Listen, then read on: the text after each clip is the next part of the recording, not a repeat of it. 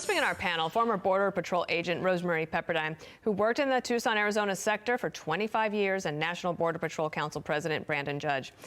Rosemarie, I wanted to hear a little bit about your decision to leave the Border Patrol. I know that I've read that it was a lifelong calling for you, that you loved the job, but that it had changed. Yes, the last year, for 25 years, I've loved the job. I show up every day. I love what I was doing, enforcing the law, what I was sworn to do. And the last year has really changed. In the last year, I was more disgruntled, so I can understand those videos coming out. I was not happy going to work. We swore an oath to protect the border or to enforce the immigration laws. And it doesn't matter if there's a Republican or a Democrat in office, we should be doing that. And we haven't been doing that. And I, unlike others, had the ability to leave, and I decided to retire in December. I just want to ask you another question, Rosemarie, before I get to Brandon. In your experience in 25 years, have you ever seen a situation like this? No, I haven't. I have not seen the morale this bad. And it's not just at my station or my sector. It was throughout the Border Patrol, everywhere. You saw people who just weren't happy with what was going on. I mean, we're risking our lives every day, catching human smugglers, drug smugglers, and for what? So they can be released? It was just a slap in the face to us. Brandon, I understand. I'll get right back to you, Rosemarie. Brandon, you've been saying this to us on air for a while now, but does it feel like it's reaching some sort of a fever pitch?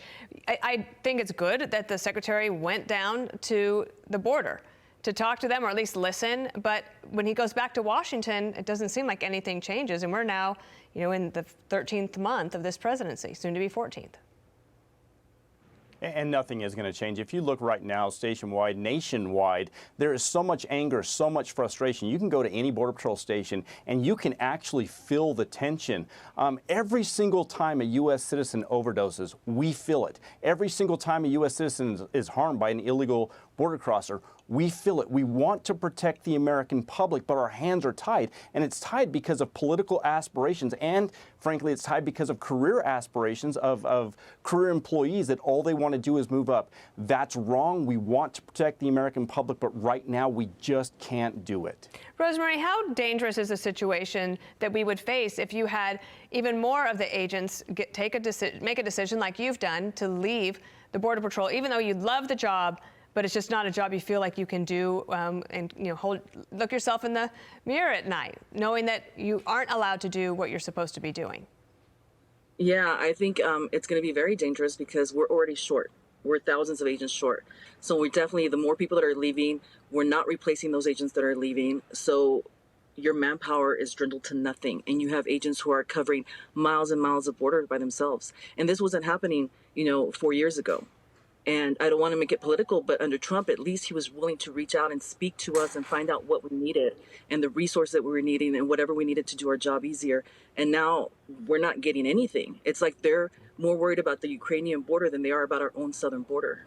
Rosemarie, what is your greatest fear right now as the border continues to be open like this? I worry for the fellow agents I worked with.